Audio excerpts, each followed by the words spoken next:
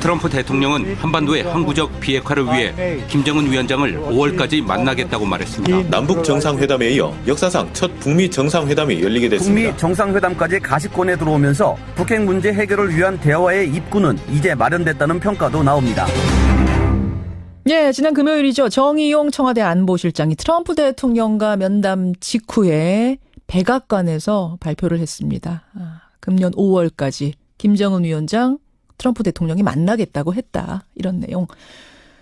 김정은 위원장이 만나자는 제안을 했을 때 트럼프 대통령이 한 번의 망설임도 없이 단번에 오케이 할 줄은 몰랐습니다. 그것도 5월에 만나자고 약속 날짜까지 내밀 거라고는 사실 저는 상상도 못했는데요. 전쟁 운운하던 트럼프가 어떻게 이렇게까지 흔쾌히 대화에 응하게 됐을까요? 일단 지금 5월 제안에 대해서 북한의 답은 나오지 않은 상태인데 정말 트럼프의 시간표대로 5월에 만나게 될까요? 트럼프의 마음, 김정은의 마음 다 읽어보겠습니다. 국가안보전략연구원 조성열 수석연구위원을 오늘은 연결해보죠. 조 연구위원님 안녕하세요. 예, 안녕하세요. 김정은 친서를 다 읽기도 전에 그래 만나자. 5월에 만나자 이랬다는 거잖아요. 트럼프가. 예, 원래 참모들은 이제 조건부를 제시했다고 합니다. 그런데 이제 트럼프 대통령이 조건 없이 원래는 이제 4월 달 얘기를 했다고 하죠. 트럼프가 그러다가 이제 조정을 해가지고 남북 정상회담을 보고하자 그래서 5월 달로 바꾼 걸로 알고 있습니다. 아니 이 정도 파격 행보 예상하셨어요, 조 연구위원님은? 아닙니다. 그러니까 정상회담 제안은 예상을 했는데요. 예. 그러나 이제 그 트럼프 대통령이 이토록 빨리 대답을 하고 그것도 시기적으로 당길 거라고는 생각을 못했습니다. 그렇죠. 사실은 낙관론자예요. 조 위원은 낙관론자신데도 예, 이렇게 그 자리에서 단번에 오케이 할 거라고 상상 못하셨단 말씀. 자, 그럼 도대체 왜? 뭐가 이렇게 마음을 움직인 건가? 뭐라고 보십니까? 무엇보다도 트럼프 대통령이 제안했던 그동안의 조건들을 충족했기 때문이라고 봅니다. 그리고 어느 때보다도 이번에는 이제 정상회담 성과가 나올 거라는 기대가 있었던 것 같습니다. 성과가 이번에 나올 거다. 예. 친서 외에도 김정은의 비공개 특별 메시지가 있었다고 지금 알려지고 있잖아요. 그걸 두고서 북한 억류한 미국인 석방일 거다. 아니다. 정상적인 국가가 되겠다는 어떤 김정은의 약속 같은 게 담겨 있었을 거다. 여러 추측이 무성하던데 어느 쪽에 무게를 두고 계세요? 예, 저는 특별한 메시지가 아마 그 원비어 상황에 대한 사과고요. 김정은이 직접 사과를 한다? 예, 그렇죠. 그다음에 이제 억류 미국인에 대한 석방 문제. 예. 그리고 향후 이제 인권 개선 노력을 약속하지 않나 생각합니다. 그렇게 세 가지 정도. 네, 그래서 이제 이 포괄적인 신뢰 구축을 얘기했기 때문에 트럼프 대통령이 매우 만족했다 이렇게 얘기하고 있습니다. 예. 조성열 위원님 지금 목감기가 밤사이에 확 걸리셔가지고. 예, 그렇습니다. 예, 죄송합니다. 제가 그 얘기를 들었어요. 계속 뜨거운 물 좀 드시면서 인터뷰하세요. 예, 그렇습니다. 예, 여러분도 좀 양해해 주십시오. 부탁드리겠습니다. 워낙 정보가 많은 분이기 때문에 저희가 조 위원님 목 상태 안 좋은데도 이렇게 모셨습니다. 자, 트럼프는 뜸 한 번 안 들이고 오케이 했는데 북한은 왜 아직 반응이 없습니까? 북한으로서도 아마 이렇게 빨리 대답일 거라고 생각을 안 했던 것 같고요. 그다음에 이제 만약에 정상회담이 이루어지면 북쪽으로서도 얻을 것과 또 줄 것을 타산해야 되기 때문에 아마 좀 답변에 망설이고 있는 것 같습니다. 북한도 놀란 거예요, 지금? 아마 저는 그렇게 생각합니다. 그러니까 남북 정상회담 이후에 그 성과를 봐가면서 결정할 거로 생각했는데 바로 이제 한 달 이내로 결정을 했기 때문에 북한도 좀 당혹한 게 아닌가 생각합니다. 북한도 당황스러운 거 아닌가? 이렇게까지 빨리? 그럼 조금 더 계산을 빨리 해봐야겠네. 그런 생각. 예, 그럴 것 같습니다. 지금. 종합해 보면 그럼 북미 정상회담 트럼프 시간표대로 5월에 성사될 거다 보시는 거고. 예, 그렇습니다. 예. 장소는 어디가 될까요? 지금 나오는 얘기들은 상징성으로 볼 때 분단의 상징인 판문점 평화의 집 정도가 어떻겠느냐. 아니다. 평화의 섬 제주도 여러 얘기들 나오던데 어떻게 보세요? 예, 일단은 트럼프 대통령의 파격적 행보를 보면은 평양 방문 가능성도 배제할 수는 없습니다. 평양으로 미국 대통령이 들어간다고요? 일단은 가능성도 있고요. 최근에 나온 얘기로는 김정은 위원장을 백악관으로 초청하는 얘기도 나오고 있습니다. 아마 그렇게 되면은 북한을 정상 국가로 인정하는 그런 모양새를 취하게 됩니다. 아니 지금 답변도 참 파격적입니다. 그러니까 평양으로 트럼프 대통령을 김정은이 초청해서 평양을 방문하는 모양새, 아니면 김정은 위원장을 백악관, 미국의 백악관으로 초청하는 모양새. 그러면 정상국으로 인정을 하는 게 동시에 되니까 그 정도까지 그럼 미국의 강경파들이 오케이를 할 수가 있는 상황입니까? 예, 이번에도 사실은 정상회담 자체도 강경파들은 참모들은 반대를 했었기 때문에 예. 이거를 대통령이 누르고 시작한 거라고 볼 수 있습니다. 그런 면에서 만약에 북한이 줄 선물이 확실하다고 생각하면 예. 워싱턴 초청도 가능하다고 저는 생각하고 있습니다. 그러면 북한이 줄 선물, 그 확실한 선물, 심지어는 백악관으로 불러들일 수도 있을 만큼 확실한 선물이란 뭐라고 보십니까? 일단 비핵화에 대한 확실한 보장이겠죠. 그리고 그 부분이 말이 아니라 행동으로 뒷받침될 수 있다는 명확한 근거를 제시하면 트럼프 대통령으로서는 그 다음에 성과를 바탕으로 오는 11월 이제 중간 선거를 치르기 때문에 그런 부분을 이제 김정은 위원장이 어떤 대답을 했느냐에 따라서 장소도 결정되지 않을까 생각합니다. 비핵화에 대한 말뿐이 아니라 확실한 보장. 여러분, 그러니까 여기서 헷갈리지 말으셔야 될 게, 비핵화라 함은 핵 동결 정도가 아니라, 그러니까 지금 가지고 있는 핵 그냥 그대로 동결 정도가 아니라 지금 만들어 놓은 것들도 다 갖다 내다 버리는 그 비핵화인 거죠. CVID입니다. CVID. 완전하고 비가역적이고 검증 가능한 비핵화를 의미한다고 볼 수 있습니다. 그렇죠. 싹 갖다 버리는 정도의 비핵화. 그리고 다시는 만들지 않겠다는 것까지. 그렇습니다. 장비까지 모조리 갖다 버리는 이 정도를 말이 아니라 행동으로 보여준다면. 저거 행동의 계획이 그렇죠. 타당성이 있다고 확실하다면. 생각하면 그렇습니다. 뭐 2달 사이가 다 그걸 철수할 수는 없을 테니까 그거를 확실하게 증명해준다. 확실하게 확언해준다면, 보장해준다면 백악관으로도 불러들일 수 있다. 북한이 근데 그 정도까지 하려면 북한도 뭐가 얻는 게 있어야 될 거 아닙니까? 북한은 뭘 원할까요?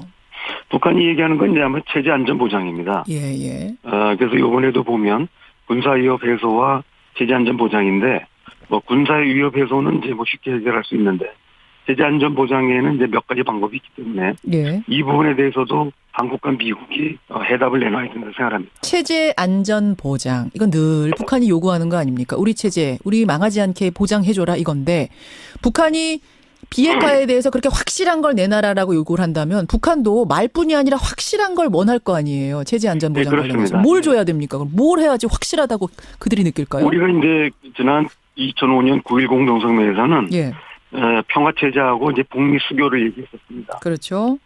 지금은 이제 거기에다 더해가지고 평화공존의 제도적 보장, 이런 부분이 따라올 거라고 봅니다. 너무 말이 추상적이에요. 평화공존의 제도적 보장? 예, 그렇습니다. 어떤 식으로 평화공존을 제도적으로 보장할 수 있습니까? 과거 보면은 이제 7.4 공동성명 이후에 72년도에 남북조절위원회가 만들어졌습니다. 그러니까 일종의 이제 남북의 어떤 그 남북 연합에 대한 초기 단계라고 볼 수 있는데요. 이번에도 만약에 남북 연합의 초기 단계의 어떤 내용일 합의가 이루어진다면 이번에도 가능하지 않을까 생각합니다. 여러분 이 말씀 지금 이해하셨어요? 저는 이렇게 이해했습니다. 그러니까 평화협정, 평화체제를 보장하는 정도가 아니라, 그러니까 북한의 존재 정도를 인정하는 정도가 아니라, 말하자면 연방제 통일 같은 거. 그러니까 한 국가지만 두 연방이 있는 거죠. 북한 연방, 남한 연방, 이런 식으로 연방제 통일한 정도까지 보장해주는 형태? 요걸 요구할 거다.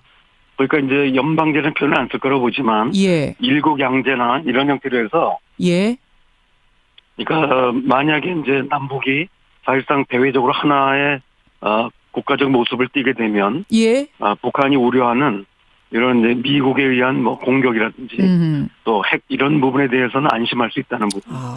그냥 북한 따로 인정, 우리 대한민국 따로 인정이면 언제든지 우리를 칠 수도 있을 거라는 불안함이 북한에는 늘 있을 테니까. 그러니까 대외적으로는 한 나라로 묶고 그 안에 양국이 있는 양 연방이 있는 형태, 연방이란 표현은 안 쓸 수 있겠습니다만. 그 정도를 원할 거다. 그러면은 아마 이제 주한미군도 용인하고 한미 군사연습도 용인할 가능성이 있습니다. 그 정도까지 북한이 생각하고 있을 그러니까 것이다. 왜냐하면 이제 지금 주한미군 자체가 북한의 인식을 보면은 주한미군이 자신들 공격하지만 않는다면 오히려 동북아의 안정자 역할을 할 수 있다고 보고 있습니다. 그래요. 알겠습니다. 그런 발언을 여러 차례 했고요, 실제로도. 북한 내부에서도 이런 논의가 있어요? 있다고 봅니다. 실제로 2016년에 있었던 7차 당대회 문건을 보면은 북한이 매우 전향적인 이런 논의들이 나옵니다. 2017년의 당대회 문건? 2016년 당대회 문건에 보면 이런 연방제 통일 구상에 대한 것이 있다, 논의가 있다. 그런 얘기가 아주 명확하게 나오고 있고요. 그러면서 이제 평화 보장 얘기를 하고 있습니다. 알겠습니다. 이 정도까지를 요구하지 않겠는가, 북한이. 아마 그렇게 돼야 주한미군도 용인하고 핵을 완전히 폐기하는 이런 이제 프로세스를 시작할 수 있다고 봅니다. 그러니까 역시 이제 비핵화가 단번에 될 수 없기 때문에 없는 것과 마찬가지로 이런 어떤 체제 안전 보장이 일단은 이제 말에서 시작해서 나중에 이제 구체적 행동으로 넘어가는 이런 어떤 로드맵이 확인된다면 북한도 이제 비핵화에 착수할 수 있다, 이런 얘기라고 봅니다. 오늘 굉장히 조성열 연구원이 큰 그림을 그려주고 계시는데 그 정도 구상들을 지금 미국, 북한 각각 하고 있을 것이다. 주변 우방국들 얘기 잠깐 하겠습니다. 차이나 패싱, 저펜 패싱 얘기 나오고 있습니다. 그러니까 지금 중국하고 일본도 어리둥절한 거예요. 우리도 모르게 뭐가 이렇게 일이 확확 진행되나. 근데 사실은 그들과 같이 가야지 트러블 없이 이 절차들이 다 진행되는 거 아닙니까? 어떻게 설득해서 어떻게 아우르고 가야 돼요? 일단은 이제 남북미 간의 정상회담을 통해서 큰 틀의 합의를 먼저 이루어야 되고요.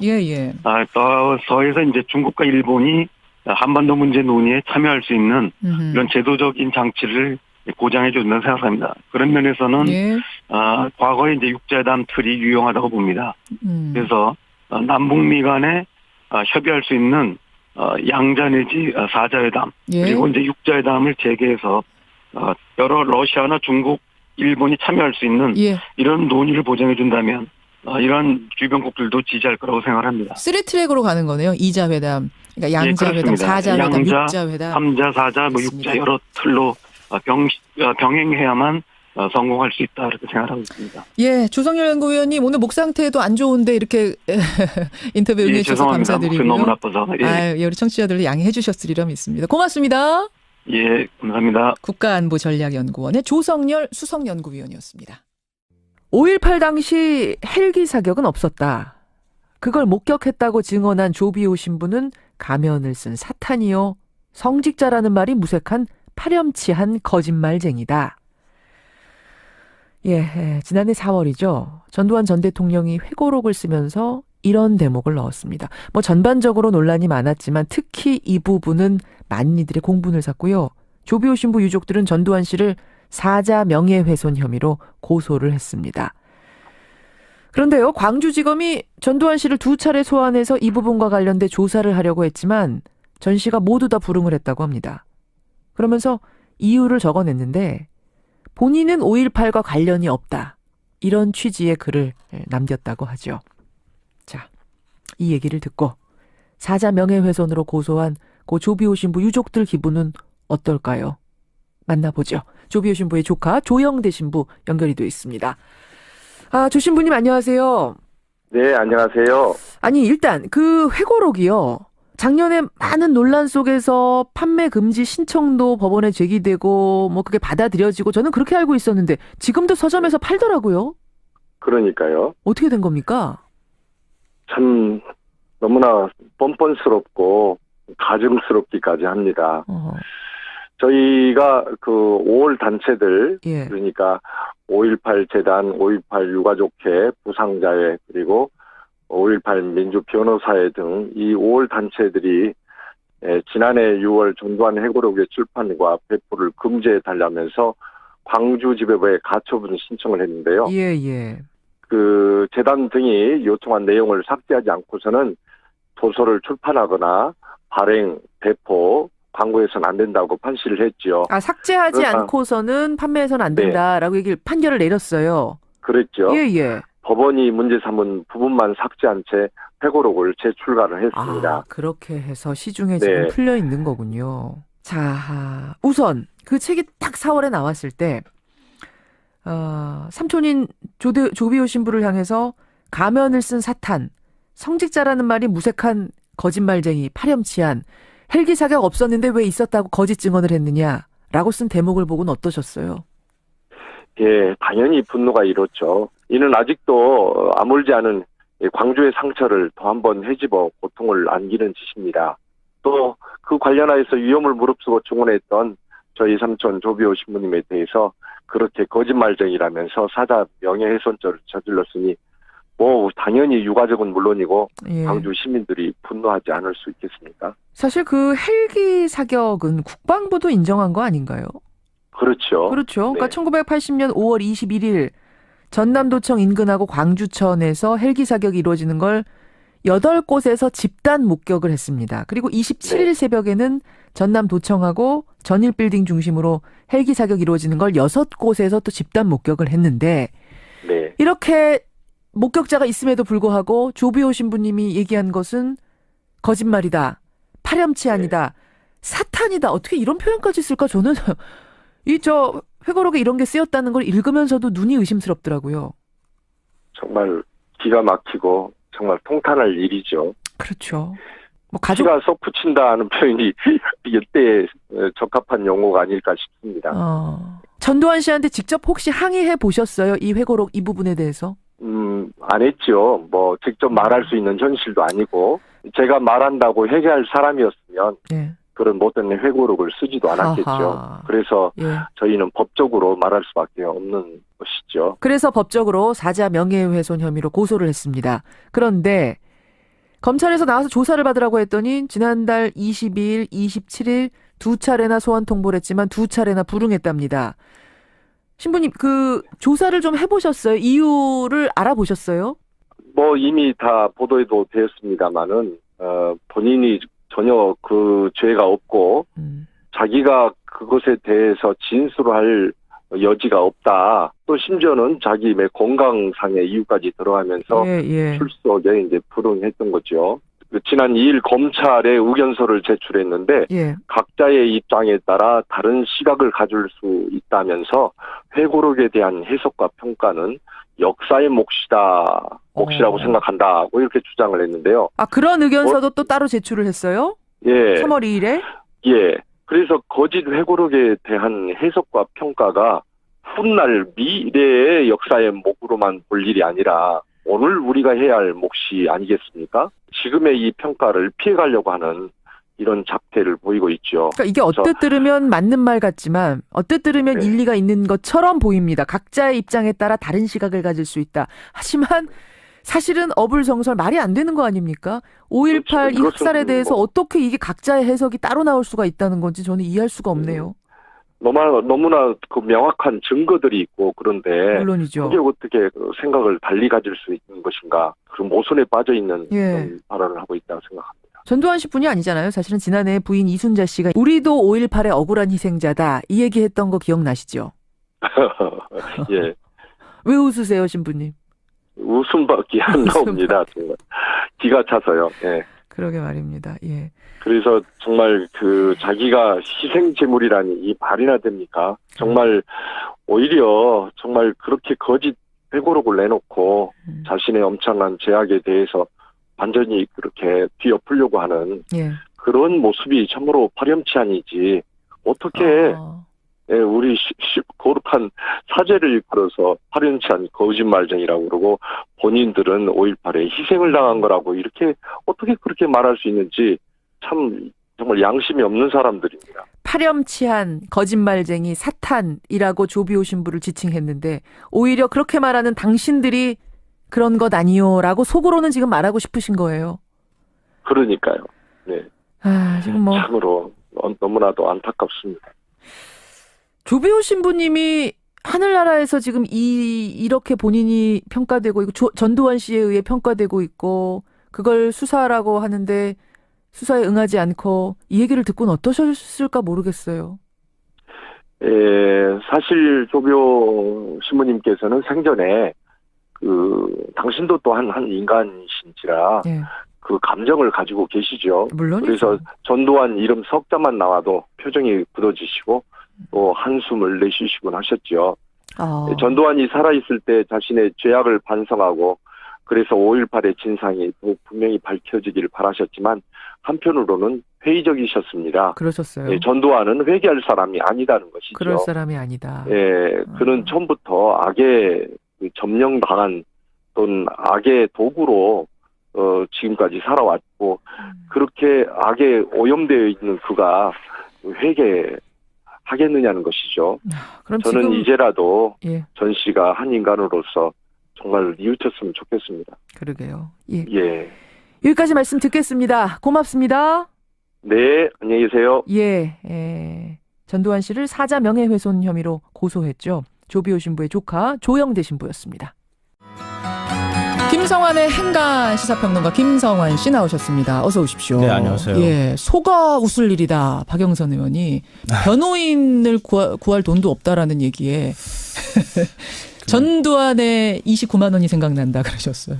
검찰 수사 내용을 다 부인하는 거죠. 뭐 검찰 수사를 통해서 이명박 전 대통령 재산이 한 1조 원 된다 이런 얘기까지 나오는데 변호사 쓸 돈이 없다고. 그러니까 돌려서 그렇게 얘기하는 거군요. 다스 내 거 아니다라는 얘기를 그렇게 하고 있는 걸 수도 있겠네요. 그렇죠. 그리고 나중에 추징에 대비하는 측면도 있는 거고요. 예. 내 앞으로 된 재산 없다. 이렇게. 그리고 여러 가지 포석을 둔 발언이었다. 네, 동정표도 사려고 하는 거고. 네.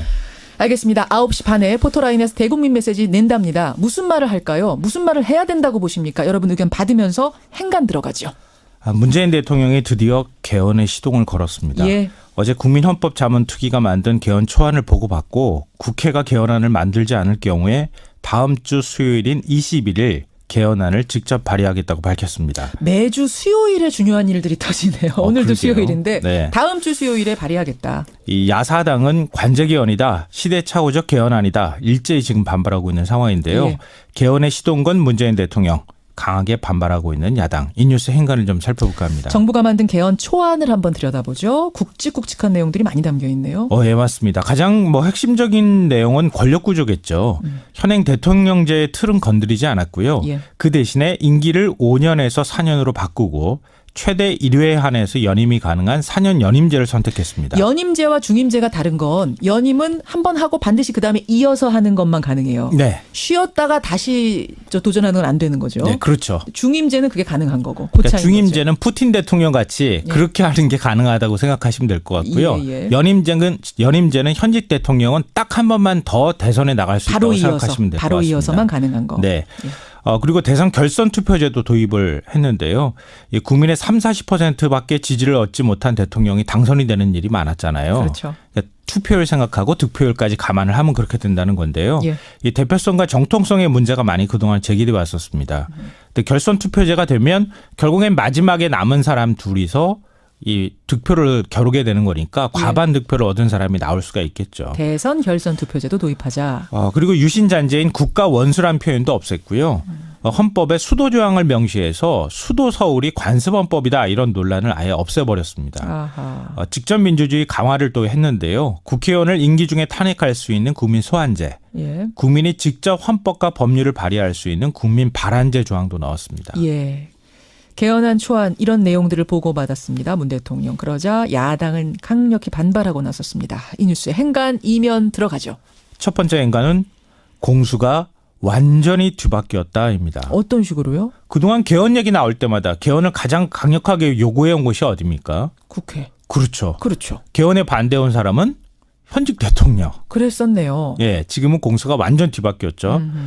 지난 대선 때만 해도 여야 5당 대선 주자 모두 내년 지방선거 때 개헌 국민투표 하겠다 이렇게 철석같이 약속을 했었습니다. 예. 지금 근데 완전히 뒤바뀌었죠. 그리고 현직 대통령이요. 개헌 얘기를 꺼내는 건 굉장히 부담스러운 일이거든요. 제가 기억하기로는 한 최근 20년 이내에 대통령이 임기 중에 직접 개헌을 언급한 건 한 2차례밖에 안 되는 것 같습니다. 예. 노무현 대통령이 임기 말에 원포인트 개헌 요구했다가 당시 한나라당 박근혜 대표한테 무슨 얘기 들었죠? 참 나쁜 대통령. 맞습니다. 그 얘기가 여기서 나온 거죠. 그리고 끝냈잖아요. 그리고 개헌은 블랙홀이라고 누누이 얘기했던 박근혜 대통령. 국정농단 사태가 터지니까 개헌 카드 쫙 빼들었잖아요. 그렇죠. 그 2차례밖에 없습니다. 예. 근데 지금 상황이 어떻습니까? 대통령은 임기 초인데도 불구하고 개헌에 적극적으로 나서고 있고 야당들은 안 된다 이렇게 반대하고 있습니다. 지금 청취자 질문 들어왔어요. 근데 갑자기 된다고 했던 사람들이 왜 안 된다고 하는 거냐라고 물어보셨는데, 그러니까 지금 각 당이 그리는 대통령제의 모습이 다른 거죠. 근데 그동안에 1년 동안 허송세월 보내다가 이제 와서 대통령이 내놓으니까 안 된다 이렇게 얘기하는 것도 좀 우습잖아요. 그게 하나 이제 다른 거고, 또 하나는 지방선거랑 같이 하는 거. 맞습니다. 이것도 지금 싫은 거예요. 개헌을 걸고 하게 되면 아무래도 정부 여당에 대한 지지가 높아질 수밖에 없다. 그렇죠. 이제 이런 점이 가만히 그런 있는 거죠. 우려들을 야당에서 내놓고 있는 상황입니다. 두 번째 인간 뭔가요? 두 번째 인간은 앞으로 한 달이 골든타임이다입니다. 한 달이요? 네. 문 대통령이 예고한 대로 21일 개헌안을 발의한다고 한번 치죠. 예. 국회가 논의할 수 있는 시간은 역순으로 계산하면 딱 한 달 정도밖에 없습니다. 개헌안 발의 직후에 공고기간이 20일이 있어야 합니다. 예. 그리고 국회가 의결하게 되면 이 의결한 개헌안을 공고하는 기간이 18일입니다. 아하. 38일은 무조건 있어야 합니다. 그러네요. 국회는 개헌안 발의 직후에 60일 이내에 의결을 하도록 돼 있거든요. 그러니까 지방선거일이 6월 13일이잖아요. 6.13. 그러니까 꼭 석 달이 남았거든요. 예. 그러니까 38일에 60일을 겹친다고 계산을 해보면 한 달 정도밖에 기간이 안 남는다는 겁니다. 그러니까 이게 바로 개헌의 골든타임이라는 얘기입니다. 예. 사실 국민헌법자문특위가 내놓은 개헌안 초안 그동안 국회에서 다 논의됐던 내용이에요. 권력구조 문제만 합의가 되면요. 일사천리로 사실 논의가 진행될 수도 있습니다. 근데 사실은 그게 또 핵심이기도 해서 그게 안 풀리는 거잖아요. 그거 국회가 논의하면 되는 거죠. 대통령도 그렇게 하라고 하고 있는 거고요. 조금 더 열심히 지금까지 논의를 했었어야 되고 앞으로 또 지금도 하면 하려면 돼요. 또 시간이 그렇게 없는 건 아니다. 없는 건 또 아닙니다. 이거 근데 의지의 문제예요. 지방선거랑 겹쳐서 여기에다 신경 쓰면서 할 시간이 없다라는 게 또 정치권 논리기도 한데. 네, 지금 지방선거 이후에 우리 개헌안 다시 논의하자고 얘기하는데요. 예. 아니 대선 공약도 이렇게 손바닥 다 뒤집고 있는 상황인데 그때 가서 논의 쉬울까요? 그리고 또 한 번 이것 때문에 투표를 한다는 게 이게 쉽지 않은 가능한 일입니다. 일이냐 혹은 뭐 이 가성비를 따졌을 때 이번에 하는 게 낫지 않느냐 이런 네, 얘기들이 맞습니다. 나오는 거죠. 마지막 행간 뭡니까? 마지막 세 번째 인간은 문재인 대통령은 잃을 게 없다입니다. 그건 무슨 말씀이세요? 만약에 이번에 개헌이 무산됐다고 쳐요. 근데 문재인 대통령한테는 뭐가 남겠습니까? 약속을 지키는 대통령이라는 이미지가 남습니다. 공약했던 거. 네, 야당은 약속 그냥 뒤집는 당이라는 낙인이 찍히게 돼요. 아하. 그리고 문 대통령은 이번 지방선거에 만약에 개헌안 문제가 올라가게 될 경우에는 예. 여당은 야당한테 개헌안을 막 밀어붙일 수 있고 야당 입장에서는 굉장히 수세에 몰릴 수도 있어요. 그러면은 선거에도 결국은 나쁜 문제가 아니거든요. 대통령으로서는 지금 발의안을 던지는 게 정치공학적으로 본다 하더라도 예. 잃을 게 없는 것이다. 그러니까 문 대통령이나 여당이나 잃을 게 없는 게임을 지금 하고 있는 것이다. 이렇게 봐야 될 것 같습니다. 여기까지 오늘의 행간 김성환 씨 수고하셨습니다. 네, 고맙습니다. 1시간 반 남았습니다. 지금 이명박 전 대통령 MB 집 앞의 분위기는 어떨까요? 서울 강남구 논현동에 있죠. MB 자택 앞에 독립언론인 길바닥 저널리스트 박흥규 PD가 나가 있습니다. 불러보죠. 박 PD. 예, 논현동 사저 앞에 있는 거죠? 예, 그렇습니다. 예, 7시부터 나가서 지금 분위기를 체크하고 있다고 들었는데 지금 8시 현재 분위기는 어떻습니까? 지금 현재 집 앞에는 한 100여 명의 취재진들과 예. 경찰과 그다음에 이명박 전 대통령 경호하기 위해서 청와대 파견된 경호원들이 분주하게 움직이고 있는 그런 상황입니다. 예. 지지자들 모습도 좀 보여요? 오늘 이 골목은 사실상 그 취재진을 제외한 모든 일반 시민들은 통제를 하기 때문에 다른 지지자들이라든가 일반 시민의 모습은 볼 수 없습니다. 아니 뭐 펜스를 쳐놓은 건 알고 있습니다만 그 펜스 바깥으로 박근혜 전 대통령 때 생각해보면 지지자들이 상당히 많아서 차가 나가기도 어려울 정도였는데 그런 모습은 안 보입니까? 예. 그 오전에 일부 일반 시민이 현수막을 제작해서 나와서 잠깐 시위를 하는 모습 외에는 일반 지지자들이라든가 다른 시민들의 모습은 현재 지금 보이지 않고 있는 모습입니다. 집에 불은 켜져 있고 당연히 예, 측근들이나 가족들 출입하는 모습은 안 보이나요? 제가 이제 7시부터 지금 나서 지켜보고 있는데, 아직 지금 측근들의 모습은 보이지 않고, 다만 자유한국당의 이재호 의원, 권성동 의원과, 조금 전에 자유한국당의 전 의원이 한 분이 자택 안으로 들어가는 모습을 지켜볼 수 있었습니다. 이재호 전 의원, 권성동 의원이 들어갔어요. 자택으로. 네네. 예, 한 명 더 지금 확인 안 됐지만 한 명 더 3명이 들어간 겁니까 그러면 정치인들? 예, 그렇습니다. 예, 그렇군요. 들어갔다는 이야기는 같이 움직이는 건지 어떤 건지 모르겠는데 오늘 스케줄이 어떻게 되는 겁니까? 오늘 검찰청에서 9시 반에 출석이기 때문에 이곳 자택에서는 사실상 한 9시 20분 정도면은 차량을 타고 출발할 것으로 보입니다. 예. 이곳에서 검찰청까지 거리가 5km가 채 안 되기 때문에 오늘은 또 특별히 경찰의 어떤 에스코트를 받아서 주변 도로 통제를 받아서 이동을 하기 때문에 예. 그렇게 오랜 시간이 걸리지는 않을 것 같습니다. 오늘 9시 5분부터 30분까지 이 강남 일대의 도로가 통제된답니다. 통제한 채 경찰의 에스코트를 받아서 경찰청까지 5km 정도를 가게 된다. 박홍규 PD도 따라가는 건가요, 그 차를? 예, 저는 이제 이것을 잠시 후 다시 검찰청으로 이동을 해서 예. 그곳에서 이제 계속해서 취재를 좀 이어나갈 생각입니다. 그래요. 포토라인에서 오늘 대국민 메시지도 발표를 하는 거죠? 네, 그렇습니다. 예, 어떤 이야기를 할 거라고 지금 예측들 하고 있나요? 이미 사실 어저께 뭐 많은 언론 보도를 통해서 그다음에 측근들을 통해서 이야기가 나왔지만은 예. 오늘 특별한 대국민의 메시지가 어떤 내용이 나올 거라는 구체적인 내용은 나오지는 않았지만은 다만 이것이 어떤 자신에 대한 정치적 보복이다라는 메시지는 분명히 담겨서 그와 동일한 내용을 발표할 것으로 계속해서 지금 추측을 좀 해보고 있습니다. 정치 보복이다. 뭐 이런 것들이 다시는 벌어지지 않았으면 좋겠다. 이런 쪽이 나오지 않을까라는 관측이 가장 높은 현실. 네네. 예, 알겠습니다. 경찰이 몇 명이나 있어요, 집 앞에? 지금 오늘 경찰들도 이곳 입구가 조금 지하철 도로에서 들어온 입구가 약 한 400m 정도 되는데 그곳에서 경찰 줄지어서 있는 모습까지 예. 차저 앞뒤로 해서 약 한 100명에서 150명 정도의 경찰이 지금 이명박 전 대통령의 자택을 지금 이렇게 에워싸듯이 하고 있습니다. 집 앞에는 150명 정도의 경찰이 있고 지금 검찰청사 앞에는 취재진만 500여 명이 있다고 합니다. 내외신 취재진들. 이런 상황입니다. 여기까지 분위기 전해 듣죠. 박훈규 PD 고맙습니다. 네. 예, 길바닥 저널리스트 박훈규 PD 통해서 지금 MB 집 앞의 분위기들 확인해봤습니다. 네, 이명박 전 대통령이 소환 21시간 만에 논현동 자택으로 귀가를 했습니다. 저는 오늘 참담한 심정으로 이 자리에 있었습니다. 여러 범죄 의혹을 받는 이 전 대통령은 중형 선고를 피하기 위해 한치도 물러설 수 없는 상황입니다. 예, 오늘 첫 순서는 권영철 선임 기자와 함께 MB의 21시간 조사 그 뒷이야기를 좀 더 깊이 들어가 보겠습니다. 어서 오세요, 권영철 선임 기자. 안녕하십니까. 조금 전 귀가를 했습니다. 네. 묵묵부답으로 차에 탄 채 청사를 빠져나왔습니다. 네. 조사 시간 이 예상한 정도로 걸린 건가요? 더 길어진 건가요? 이게 검찰이 원래 오전 9시 반에 나와달라고 한 것은 14일 안에 조사를 끝내겠다는 의지였거든요. 예. 그래서 사실은 문무일 검찰총장이 한 밤 10시가 넘어서 귀가한 걸로 제가 파악을 했는데. 총장이? 예. 그때쯤에는 실질적인 조사는 거의 마무리 단계였다고 합니다. 최종 조사는 11시 55분이고. 예, 거기까지 갔는데 10시쯤에 이미 조사할 내용은 거의 다 됐다. 그다음에 이제 뭐 기록 검토 시간이니까 귀가했다는 얘기를 들었으니까 예상에서 크게 벗어나지는 않았고요. 그리고 뭐 한 6시간 반 정도 기록을 검토했는데 박근혜 전 대통령보다는 조금 짧았죠. 그러네요. 특수수사청들에게 물어보면 기록 검토를 쉽게 하는 경우는 한 4시간 정도. 꼼꼼하게 하면 7시간 정도 걸린다고 하니까 뭐 6시간 반 정도는 제법 꼼꼼하게 한 셈입니다. 오늘 사실은 권영철의 Y뉴스를 앞으로 땡긴 거 아닙니까? 네. 잡아오신 주제를 보니까 이명박 전 대통령 검찰 조사에서 왜 당황했을까? 이렇게 잡아오셨더라고요. 그렇습니다. 아니 출두할 때만 해도 목소리 높이고 들어갔는데 당황했다는 얘기가 들려와요?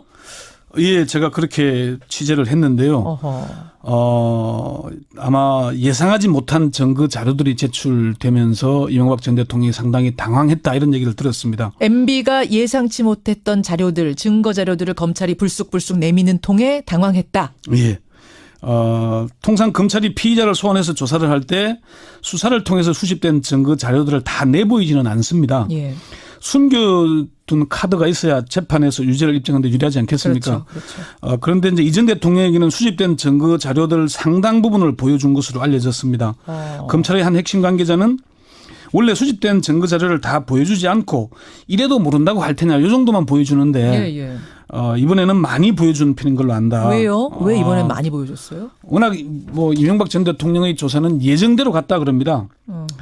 그래서 그 MB 이제 전 대통령이 당황했다는 얘기는 이 전 대통령이 조사를 받으면서 자기가 예상하지 못했던 진술, 증거들이 나오니까 아예 당황해하는 그런 모습들을 보였다는 겁니다. 그만큼 검찰 수사가 탄탄했다는 얘기가 되는 건가요? 그렇습니다. 이명박 전 대통령의 부인에도 불구하고 다스는 MB 거라는 걸 밝힐 증거와 진술들을 확보해 뒀다는 얘기가 되는 겁니다. 사실은 20여 개 혐의나 된다는 건 다른 말로 하면 결정적 한 방이 없는 거 아니냐라는 얘기도 사실 있었는데. 그건 바깥에 알려진 것이고.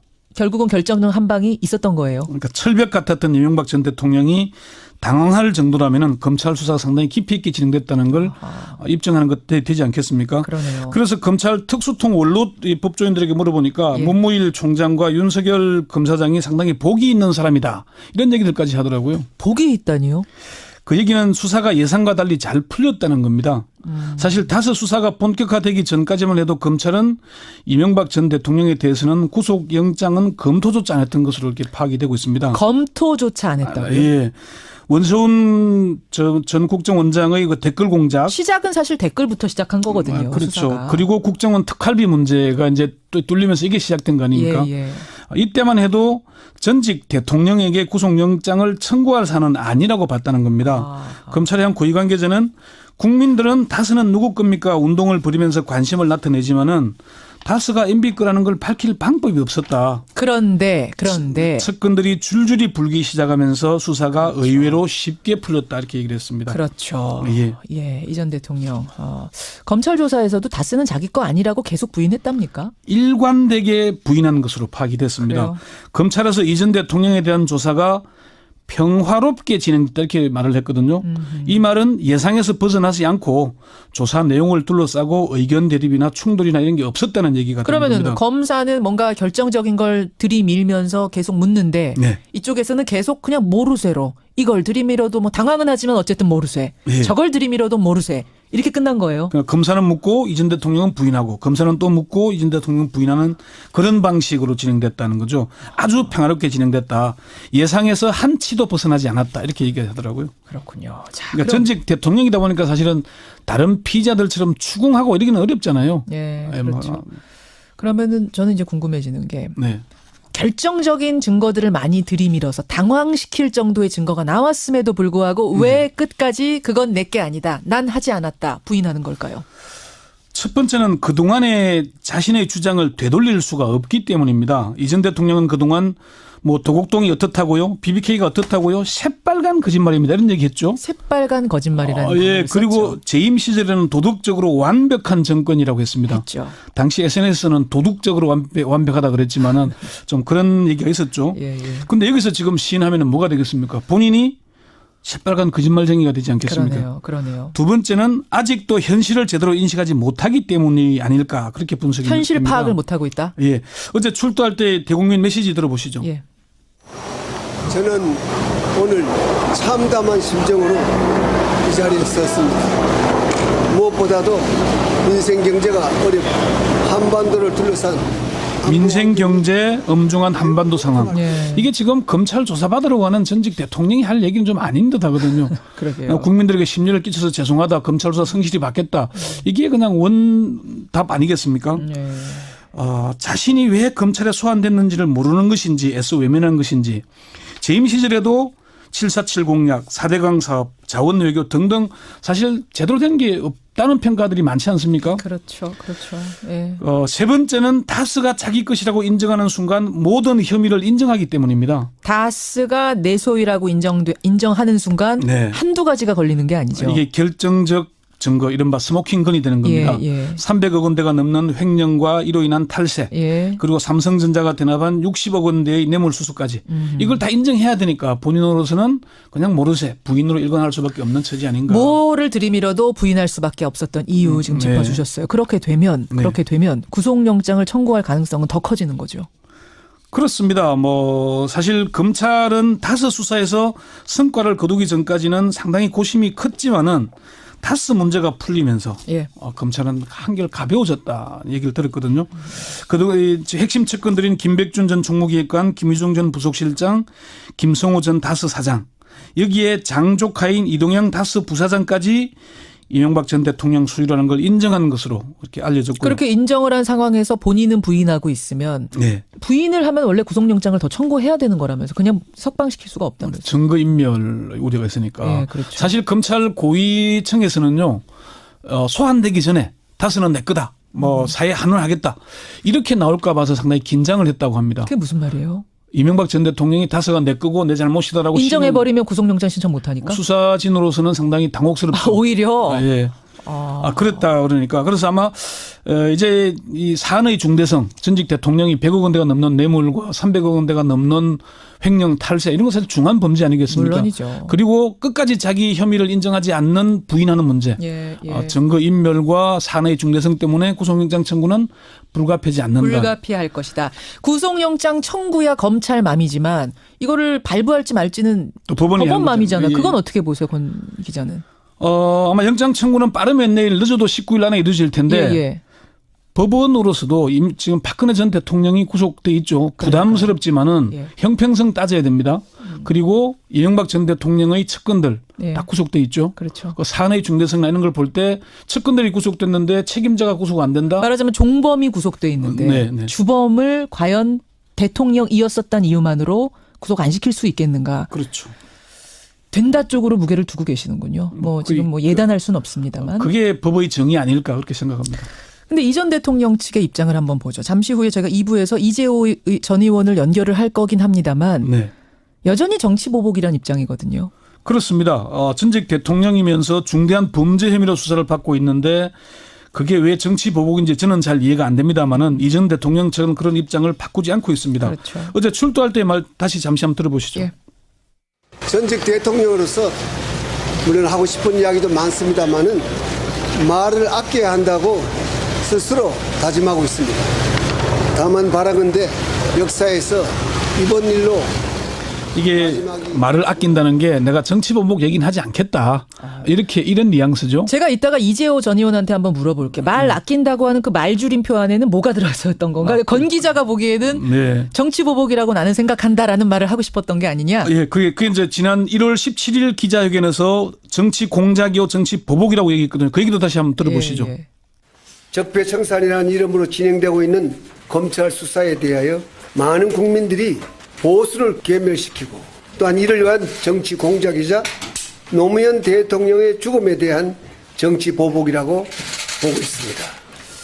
그렇지만 국민적인 호응은 별론 것 같아요. 지금 청취자 문자도 보면은 5754님 MB에 참담하다는 말 이건 국민들이 할 말 아닙니까? 정민호님은 자택 압수수색도 했었어야 된다 이런 얘기 또 구속이 돼야 된다. 이거는 정치적으로 따질 문제가 아니다라는 문자가 압도적으로 들어오는 상황이거든요. 자택 앞에 1인도 없었다. 한 명도 없었다. 이런 얘기들 있지 않습니까? 예. 그리고 측근들도 지난해 연말 송년회에는 40여 명이 몰렸잖아요. 그런데 어제는 한 10여 명 정도에 불과했죠. 그렇더라고요. 법조인을 중용했지만은 정동기 전 민정수석과 광훈 법무비서관 외에는 변호인도 제대로 없지 않습니까? 법무장관이 몇 명이고 민정수석이 몇 명이고 비서관들이 몇 명인데 그런 문제. 다만 언론인 출신들이 끝까지 곁을 지키고 있어서 좀 대조적이긴 합니다. 끝까지 곁을 지키는 사람들은 대부분 언론인들이더라고요. 맹현규, 김효재, 이동관 등등이 그렇죠. 아마 언론인들은 사실은 변호사직이나 할 수 없기 때문인지는 모르겠지만은 어쨌든 이명박 전 대통령의 혐의가 중하고 또 그리고 측근들이 이미 구속되어 있기 때문에 구속을 피하기는 어려워 보인다. 이걸로 마무리하겠습니다. 여기까지 권현철 선임 기자가 21시간의 검찰에서의 그 상황들 그 뒷이야기 정리해 주셨습니다. 고맙습니다. 네. 이명박 전 대통령 21시간 만에 서울중앙지검 나서면서 기자들 질문 쏟아졌지만 변호인들 향해서 수고하셨습니다. 한마디 하고는 그냥 차를 타고 집으로 돌아갔습니다. 어제는 들어가면서 대국민 메시지 남겼죠. 하고 싶은 말 많지만 아끼겠다라고 했습니다. 그 하고 싶은 말이란 어떤 걸까요? 이분은 아실 것 같습니다. 어제 응원 피켓까지 들고 집으로 찾아갔던 분이세요. 측근 중에 한 명, 자유한국당 이재호 전 의원 연결을 해보죠. 이 전 의원님 안녕하세요. 예, 안녕하세요. 어제는 배웅을 가셨는데 오늘은 어떻게 마중 안 가셨어요?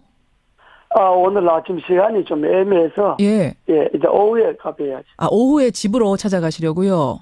예. 가서는 뭐라고 말씀하실 생각이십니까? 조사받느라고 수고하셨다는 인사죠. 수고하셨다고. 어제는 이제 검찰로 들어가면서 대국민 메시지를 이명박 전 대통령이 하셨습니다.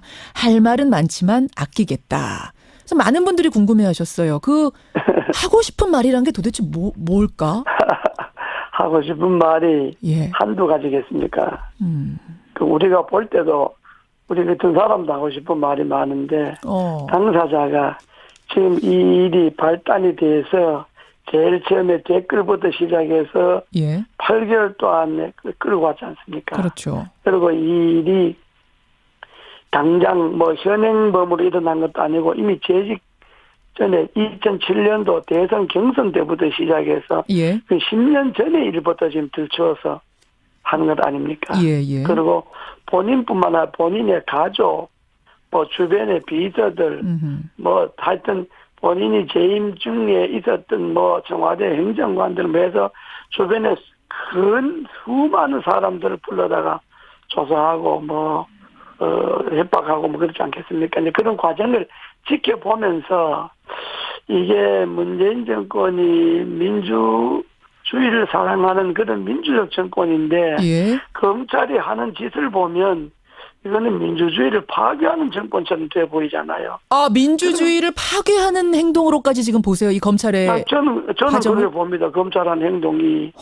검찰한 행동이 우리가 거기에 갔다 온 사람들 이야기를 구체적으로 많이 들어보는데 그 사람들의 이야기를 들어보면 검찰이 하는 짓이 도를 넘은 거예요. 도를 넘었다. 조금 전에 협박이란 단어 쓰셨는데 가서 협박받은 사람도 있답니까?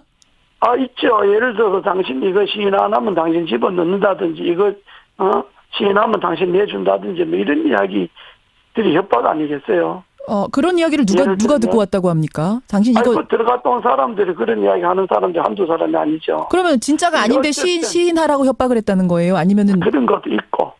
그런 거죠. 그러니까 이 부분은 뭐 그런 일련의 과정들을 쭉 지켜보면서 아, 이거는 정말 민주정권이 아니라 이명박을 잡아가기 위한 정권이 아니라 이게 나라의 근간을 흔드는 아주 위험한 정권이다 이런 생각을 하지 않았겠어요. 그런 부분까지. 그러면 본인께서 얼마나 할 말이 많겠어요. 그러나 그 많은 말들을 전직 대통령이었다는 이유 때문에 참고 있는 거죠.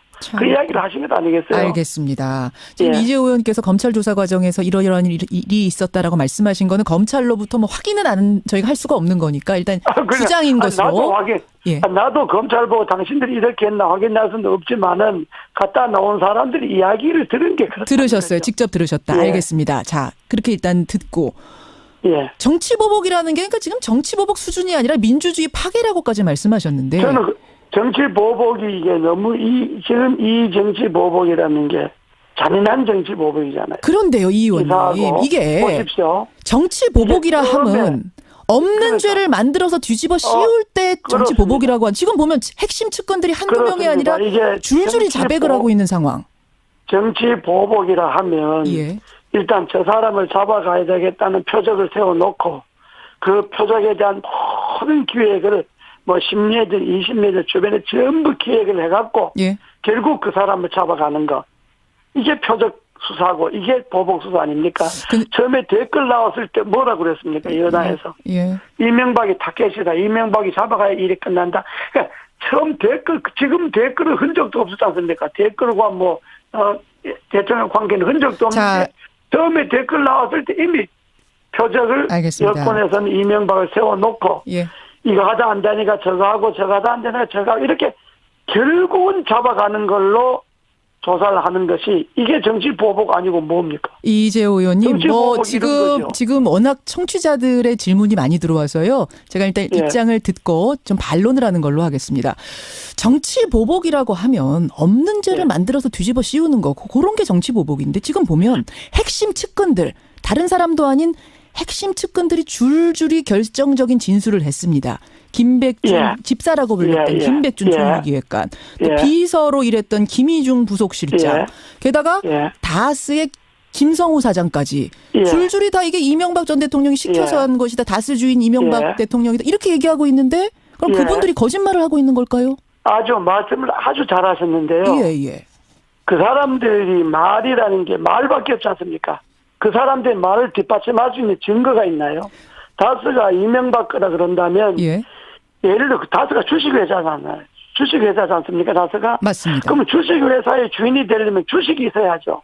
그럼 본인이 자명 주식이 있다 그러면 자명 주식이 나와야 되고 그 차명 주식에 대한 배당이 있어야 되고 본인이 주식이 하나도 없고 그도 안에 배당받은 게 하나도 없고 그런데 그걸 주변에 진술 정황 증거만 갖고 이게 당신 거다 이렇게 집어가는 게 이게 표정수사고 정치보복 아닙니까? 정황 증거만 갖고 지금 잡아간 것 같지는 않고요. 지금 들리는 이야기에 의하면 영포빌딩 지하 2층에서 나온 막대한 그 자료들 중에 아주 결정적인 증거들이 있고 결정적인 증언의 증거들이 더해져서 아마 어제 그 이명박 전 대통령에게는 알려지지 않은 많은 것들이 증거로 들이밀어졌다 이런 얘기들이 나오고 있습니다. 그거는 검찰이 하는 소리고 추측뿐이고 영포빌딩 창고라 하는 거는 뭐 우리 자세히 모르겠습니다만은 그 영포빌딩이라는 게 다수의 서울 사무실이 있었던 곳 아닙니까? 그러니까 자연적 그 창고에 뭐 다수 것도 있을 것이고 뭐 저 현대 근무했으니까 현대에 있을 때 있을 것도 있을 것이고 일종 골동 창고 같은 건데 그 창고에 수많은 증거가 나와도 그 증거 중에 이게 MB 거라고 하는 거기에 뭐 MB 주식이 있다든지 뭐 MB에 배당된 게 있다든지 이런 증거가 없지 않습니까? 정황만 있는 거지. 지금 뭐 증거가 있는지 없는지는 알 수 없는 거고 검찰은 지금 증거를 잡고 있다고 얘기를 하는데 어쨌든 알겠습니다. 그러면 지금 뭐 이재호 의원님 말씀대로라면 측근들이 다 그렇게 왜 그러면 거짓말을 하고 있다고 생각하세요? 그런 진술을 그 사람들은 그게 거짓말이 아닐 수가 있죠. 자기네들은 그런 정황이나 그런 분위기나 뭐 그렇게 알고 죄송합니다.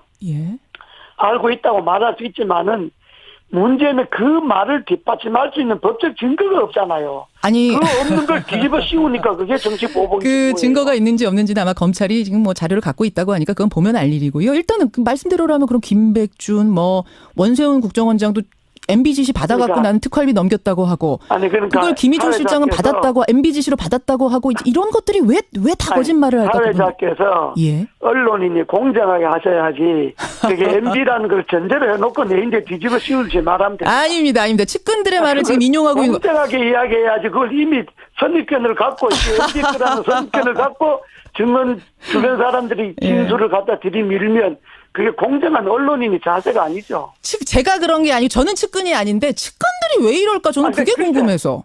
측근들이 그렇게 하는 이야기를 제 나름대로 해석했지 않습니까? 나도 뭐 당사자가 아닙니까? 당사자 아니시죠.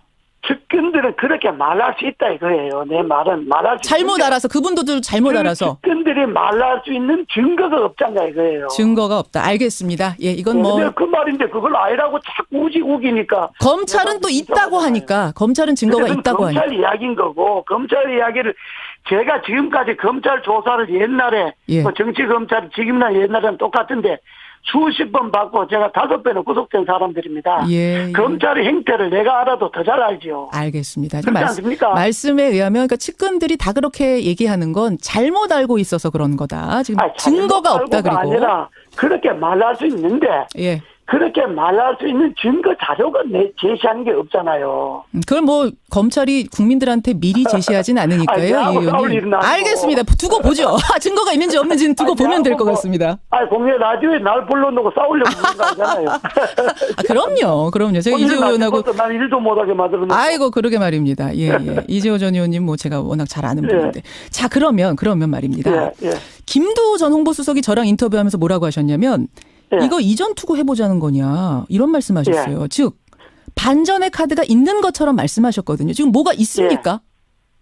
그렇죠. 내가 뭐 있다 없다 말하기가 그렇지만은 아마 이게 앞으로 어떻게 진행될지는 모르지만은 진흙탕 싸움이 되겠죠. 진흙탕 싸움이 될 것이다. 그 얘기는 이명박 전 대통령 측이 갖고 있는 뭔가가 있다는 말씀이십니까? 그때 제가 그건 내가 말할 수 없지만은 또 있다고 해도 뭐 그걸 내가 불리하니까 당신들이 그 자료를 내가 다 통로하겠다 뭐 이런 건 또 아니잖아요. 근데 그 당시에 느끼는 게 대통령이 내가 불리하다 그래서 내가 알고 있는 과거 정권의 사실들을 이야기하는 거는 그래 되면 국민들이 또 아이고 막 또 진전에 서로 싸우는 걸로 보이지 않겠어요? 그럼 또 문재인 정권이 해명해야 되고 아이락 해야 되고 뭐 온갖 것도 뭐 다 들이대서 아이락을 해야 되고 그래 되면 이쪽은 기락하고 저쪽은 아이락하고 그러면 진흙탕 싸움이 되면 그건 국민들이 보기에도 바람직하지 않는 거다 이런 거죠. 뭔가 가지고 있어도 내지는 않을 거다 이런 말씀이세요. 이 의원 보시기에. 그래서 뭐 내지 안 내지 그 내가 당사자가 아니니까. 가지고는 있습니까 뭐를? 글쎄, 그건 내가 뭐, 이때 없다 말하기가 그렇잖아요. 아니, 뭐가 있나 봐요? 아니, 내가 당사자가 아니잖아요. 알겠습니다. 김효재 전 정무수석이요. 이명박 전 대통령이 변호사 못 구할 정도로 지금 형편이 어렵다 이런 말씀하셔갖고 어제 또 상당히 화제가 됐습니다. 예, 그래서 저도 그 이야기를 들었는데, 좀 유명 로펌을 교섭을 했는데, 유명 로펌을 교섭하니까 큰 로펌은 변호사비가 많지 않습니까? 그렇겠죠. 한당 따지고 그러니까 많으니까 그 돈을 감당할 수 있는 여력이 없다는 거죠.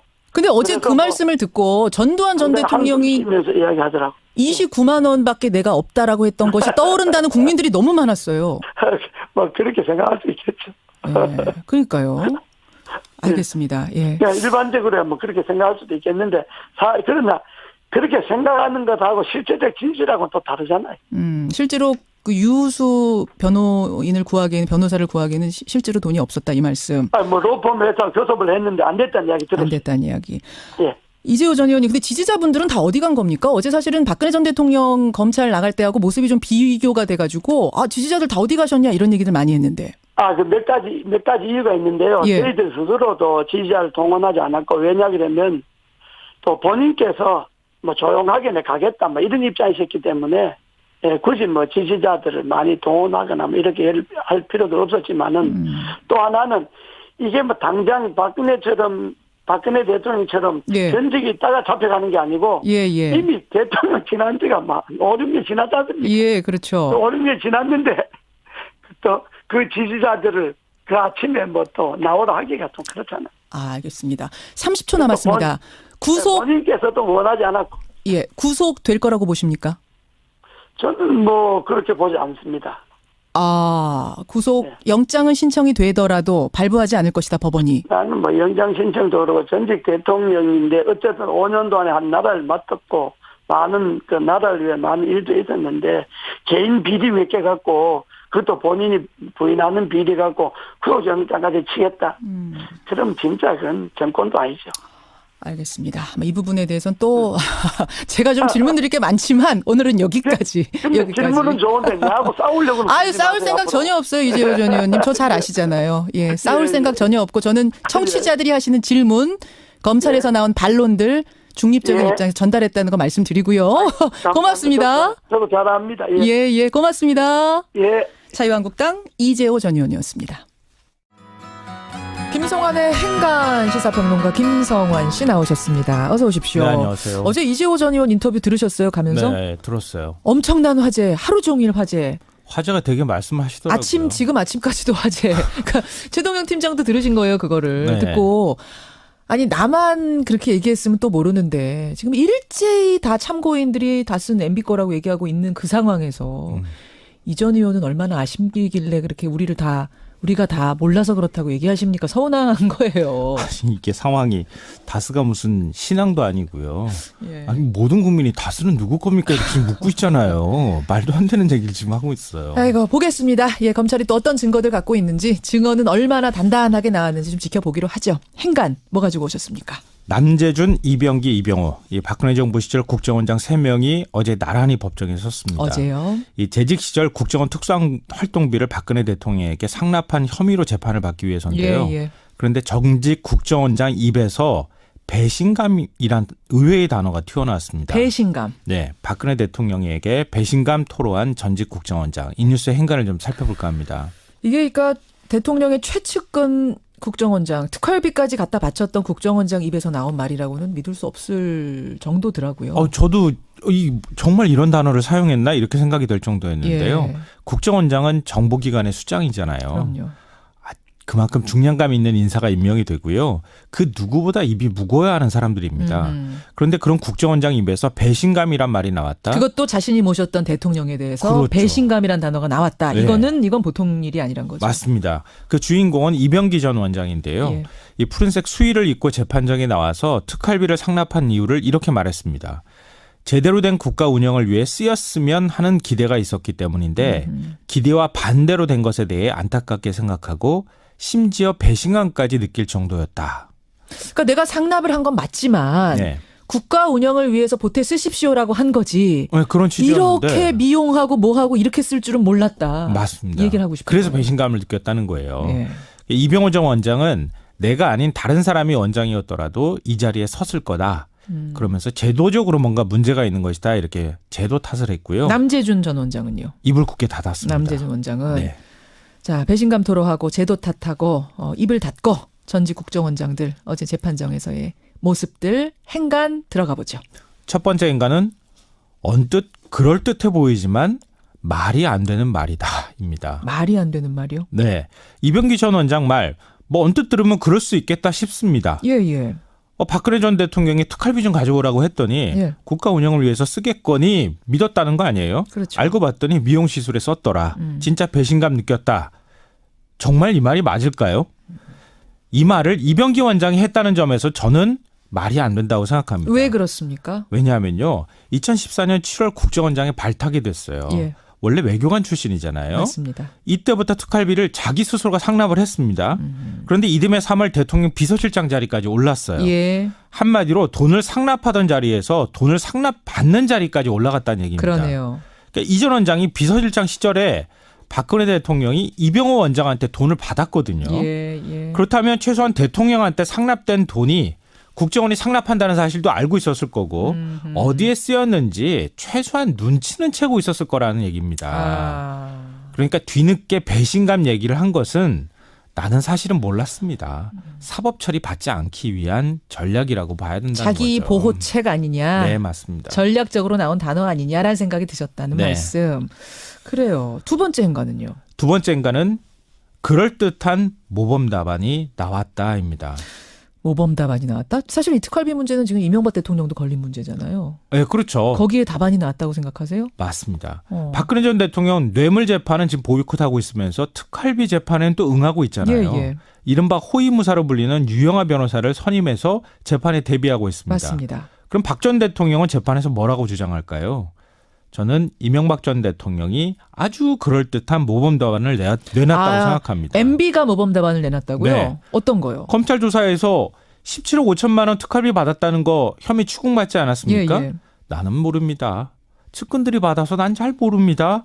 이렇게 얘기하다가 딱 1억 원 받았다고 인정했습니다. 김희중 전 부속실장, 가장 가까운 비서실장 출신 아닙니까? 김희중 실장이 김윤옥 여사한테 전달했다고 증언한 10만 달러, 1억 원. 딱 그것만 인정했다 그러죠. 나라를 위해서 썼다 이렇게 얘기했는데요. 나라를 위해서 썼고 김윤옥 여사한테 준 게 아니라 내가 받았다 또 이렇게 얘기했어요. 네. 어디에 썼는지는 함구했습니다. 대북 공작비다라고 이제 두루뭉술하게 얘기를 했다라고 하죠. 그러니까 이게 이렇게 되는 거예요. 다 부인하다가 도저히 부인할 수 없는 돈이 나올 경우에는 내가 나라를 위해서 썼습니다. 그런데 구체적으로 어디에 썼는지는 말 못하겠습니다. 이런 식의 전략을 썼다는 건데요. 그러니까 박근혜 전 대통령도 비슷한 얘기를 할 가능성이 높다 이런 얘기입니다. 그렇게 보시는군요. 마지막 행간은 뭡니까? 마지막 세 번째 행간은 이제 엉터리 나라를 바꿔야 할 때다입니다. 어떻게요? 이 엉터리라는 표현은 제가 쓴 거 아닙니다. 어제 재판에서 이병호 전 원장이 얘기한 거예요. 대한민국이 얼마나 엉터리 나라면 국정원장이 대통령에게 뇌물을 바치는 나라겠느냐 이렇게 얘기했어요. 이병호 원장이. 예. 국정원장 할 때 좀 엉터리 나라 좀 바꿔보시지 이렇게 얘기하고 싶은데요. 막 한편으로 생각하면 맞는 말이기도 합니다. 이명박 박근혜 정부 시절 국정원장 5명이 지금 줄줄이 재판을 받아야 되는 상황이거든요. 그렇죠. 아니 세계 어느 나라 국정원장이 한 명도 안 했고 5명씩이나 공작한 것도 아니고 대통령한테 뇌물 바쳐서 구속이 됩니까? 이건 정말 창피한 일이거든요. 이제 국회가 나서서 국정원 예산 결산 감시 좀 하고 견제할 수 있도록 법을 좀 뜯어 고쳐야 되지 않을까 싶습니다. 여기까지 오늘의 행간 김성환 씨 수고하셨습니다. 네, 고맙습니다.